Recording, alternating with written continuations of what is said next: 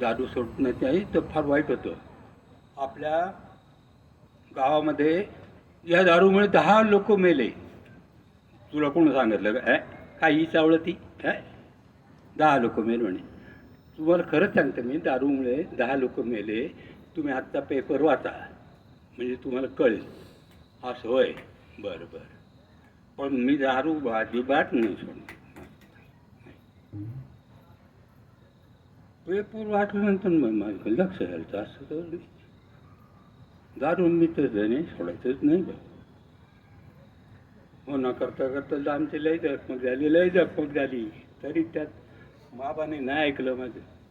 शेवटी मी म्हटलं आता याचा नाच सोडून द्या, जाऊ मरो कुठे मला मुडता, मला त्याशी काही घेणं नाही. शेवटी त्याला वाटलं 10 लोक मेले, मग आपण बंद करून टाकू. म्हणून आजपासून बंद, आजपासून दारू बंद, आजपासून बंद. नाही, तू माझी शपथ घेऊन सांग, तुझ्या आईची शपथ घेऊन सांगतो की आजपासून पेपर बंद, दारू बंद नाही. पेपरामध्ये काही बी येतं, काही बी येतं, कशाला पाहते ते पेपर हां मेल्या मुर्द्या.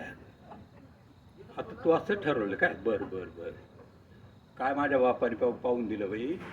हां, पदरी पडलं आणि पवित्र झालं माझं, पण जीव नुसता असा असा असा असा. काय करावं काही कळत नाही मला. याला कुणी बायको दिली नसते माझं नसतं झालं तर. काय बोलते तू? या हिरोला बायको नसती दिली? अरे काय बोलती तू? हा हिरो, अगं तुझ्या लग्नाच्या आधी माझ्याकडे 56 बापण, त्यांच्या 56 लेकी असे लाईनमध्ये उभे होते इकडे. तुझा बाप रडला, तुझ्या बापाची माझ्या वडिलांनी कीव आली आणि म्हणून तू माझ्या पदरी पडली. मला काही फार समाधान नाहीच तुझ्यापासून. रोज बोंबलती दारू पिते असं कुठं राहतं का? हां, मला नाही पटलं असं. होय, अहो प्राणनाथा, माझा ऐकता का तुम्ही? तुम्ही दारू सोडून द्या.